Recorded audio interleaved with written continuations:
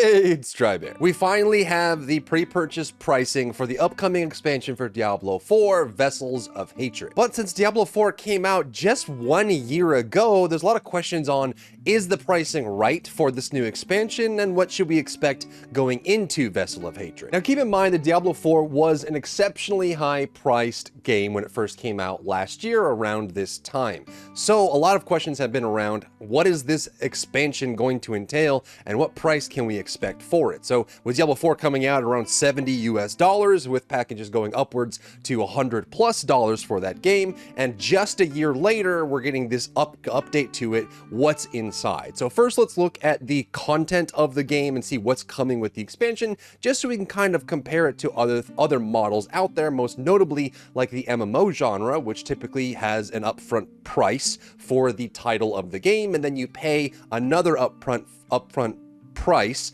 in order to get more of that game. So you get a new expansion with a bunch of new content, usually with new playable gameplay mechanics, classes, areas, things like that, and you pay another upfront price, and a lot of these MMOs do also have subscription fees as well. Now, this was a big concern of mine going into this expansion pack, especially when there were rumors that it was going to be priced $60 to $100 just like the base game. There is going to be a brand new class in Diablo 4 Vessel of Hatred, and it's one that hasn't been shown in the Diablo franchise before, and it's the one you see on screen here, the Spirit Born. And it's going to be focused on jungle magic, like Act 3 from Diablo 2, or that kind of idea, bringing to life the spirits and that sort of thing, aside from maybe a witch doctor might, or even a necromancer might. This one is more of the jungle magic that exists, which is cool. I'm actually very excited to see what they do with this new Spirit Born class, and I'm very glad there is a class in the expansion, because I think without it, it would feel just like a seasonal update, which kind of puts it in a bad rap with its competitors like Path of Exile, where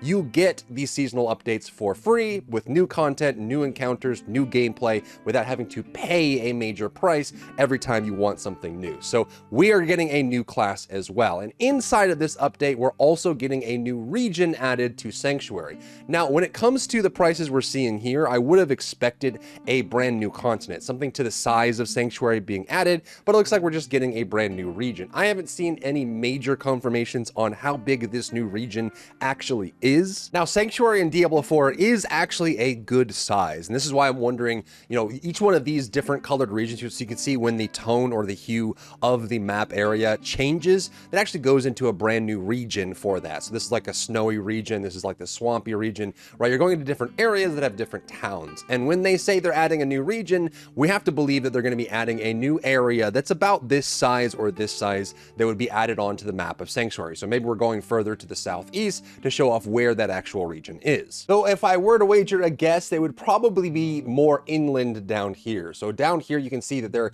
could be some connection points from the coast city inside of Sanctuary right now. So we'll probably see the jungle region show up here. So it's possible it could be about the same size as this southeast region down here. So we'd actually see something big go up for the expansion, which would be pretty decently sized. And we know it is based in New Hontu, which is like the Act 3 towns and villas and vistas that we got in Diablo 2, which is actually if you're fine with little fetish dart shooters in Diablo 2, it's definitely one of the more visually stunning looks that you'll see in that game and in the franchise. And that's where I would put the big ticket items for this. There's going to be a brand new region, and there's going to be a brand new class for this. There are other things like they added in functionality for pets already, so we're going to have that. They're also planning to bring in companions like we had in Diablo 3 and Diablo 2, but mostly Diablo 3 is where it kind of came into fruition, fully implemented. So we're gonna have those as well. And of course, they're adding a new mount type, which is the War Cat.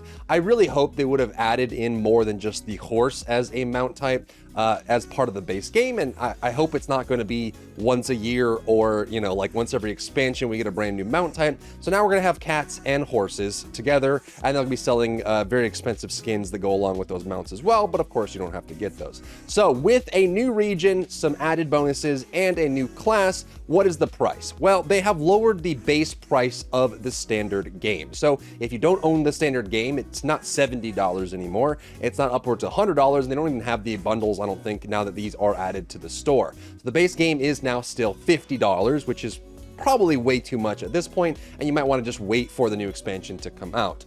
Now, they do have an expansion bundle. This one includes the base game and the upcoming expansion, and that's going to be $70. And I think if you think the base game price of 70 bucks is fair, this one is probably a fair price, because that means that you're paying what you would have paid last year for the base version of Diablo 4, except now you're getting the base version of Diablo 4 and the expansion all unlocked together for the same price you would have paid last year. So that's probably a good fair price if you do believe in the pricing structure they have now. And it does all unlock this snow leopard pet that they've been showing off as part of this leopard pet right here. So as part of the pet system, you'll be able to get the snow leopard pet. The pets do actually have some gameplay. They can pick up items and loot for you, which is pretty nice. So it's not like it's the end of the world where it's just a cosmetic item. You actually do get some gameplay from it. Now, if you already own the base edition of Diablo 4, which means you paid the 70 to 100 last year or at some point this year, though, if you paid anywhere in Q2 for the game, it's probably that you paid, you know, anywhere from $40 to $50, because they've had a bunch of sales, especially on Steam and on some of the consoles as well. So if you own the base version of the game, you'll be able to pay for the base version of the expansion, which is $40 for that. You still get the pet, and you still get, obviously, the access to the content. You get an item inside of Diablo Immortal if you care about that. If you don't, I'm going to value this at 0, because it really, you know, it's hard to tell whether someone cares about a different game than the one they're buying content for. But if you played with the launch of the game at the $70 base, or you paid for the higher versions, that means that you're going to be paying $70 for the first year, and then presumably $40 for the expansion this year, and then potentially even paying for a expansion every single year. Now, granted, it came out, what, June 6th last year, or June 5th last year, and this is going to be coming out in October of this year, so just over a year between the launch of the game and the launch of the X-Pack, and we do know that they are intending to release a major expansion for the game every single year, which obviously is kind of, you know, it sounds aggressive from an MMO perspective, but making an expansion for an ARPG is going to be a little bit easier and faster, or a lot bit easier, faster than making an expansion for an MMO where there needs to be a lot more juicy content. So $40 for the base version. And of course, they're including upgrades for that bundle. You can buy the deluxe edition of the expansion pack, which means you're paying $60 for the new expansion, which does come with a few add-ons, which is a second pet. You're going to get the snow leopard pet. You're also going to get the canine pet, the dog pet. You'll get the war cat mountain armor, and you'll get a 1 premium battle pass token, which just means that you can buy a battle pass for the new content when it comes out. There's probably going to be a battle pass that goes live with Vessel of Hatred, so you'll be able to get that as part of it. If you're going to play, you know, buy the battle pass anyway, you can pick this up, and then you'll get, you know, it's like buying the cat armor and mount plus the dog for that price as well. And if you're truly unhinged, you can buy the $90 bundle, the ultimate edition of the Diablo 4 expansion upgrade. So this is if you already own the base game, you get to buy the ultimate edition of the game. And I'm assuming that if you were to buy the expansion bundle, you could then add in, what, another $40 or $50 in order to increase that to get the ultimate edition, so it balances out. But this just is the expansion again, but with a bunch of extra things added on top of it. You're gonna get all the previous items, then you get 3,000 platinum inside of the store, which converts to about $26 US worth of the in-game currency. It's actually, I mean, the skins in the game are quite expensive, so you're not gonna get, you know, you probably get 1 skin out of this, or maybe 2, depending on what you want to buy. But it is about $26 US, $27 US worth of the premium currency inside of Diablo 4. You also get a tiger pet, the unearthed armor set for your character, which I'm assuming goes great with it. 5 class armor sets, so the 5 classes get access to this. I guess one of the classes is not included. I don't know if the new class is not included in that. I guess we can look at the image here. It looks like Rogue isn't part of it, right? So we have Necromancer, Barbarian, Druid, Spiritborn, and Sorcerer as part of it. So everyone but the Rogue gets a skin for this. I'm not really sure why, but that's part of it. And then you also get the Wings of Faith cosmetic and the Nahantu themed town portal, which they actually look pretty decent on that front. At least the portal comes with its actual mesh on the side, so something it's not just a colored portal, is actually a visual, like physical mesh element that comes along with the portal, and the green is kind of nice as well. And then we also have these wing cosmetics that come along with it, which are, I believe, permanent. This isn't like an emote level thing. You can actually have this attached to your character at all times, which is pretty unique and different for that as well. Now, to be honest with you, it doesn't feel like there is enough for me to justify the price that they're asking for it. I think it's it could actually be the case once we finally get the game. I mean, looking at the expansion that we got for Diablo 3, that actually ended up saving the game, by the way, added a bunch of really cool changes, fixed the game up and made it really good. I think that a lot of that came from the mechanics and the reworks they had inside of that. So it's possible that with the release of this, with the new class and the new region, they're also doing a bunch of great system updates. They just did Loot Reborn, which is a step in the right direction, and every season since the very beginning, since season 0, they've been doing steady, regular improvements for the game. Not every season has been a big leap forward, but with Loot Reborn, all the reworks for items and stats, as well as the difficulty scaling and the availability of defense for characters, they have been improving the game over time. And it's possible by season 6, which will coincide with the launch of this expansion, that the game will be in the best state it's ever been, and we're hoping for that.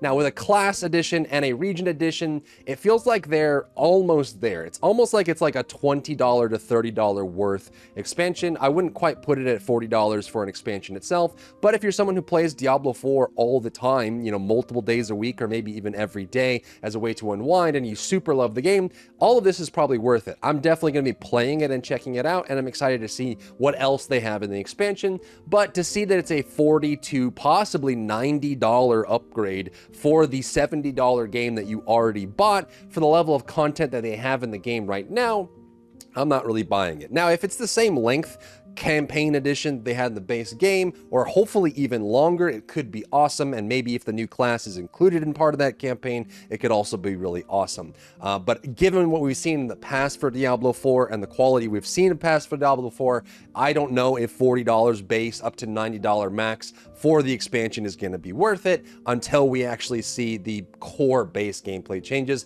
But you let me know what you think down below. Are you going to be playing Vessel of Hatred for Diablo 4? And are you excited for it? Keep in mind that this comes out around the time we're going to have a Path of Exile 2 public beta as well. So we'll see how those two things interact. But the quality is there, the polish is there. I just don't know if it's exactly enough for that. But you let me know what you think. If you found value in today's video, leave a like down below. Leave a comment for the algorithm to help this video get seen by more people. And don't forget to check out my other channels for other content and other stuff and other things.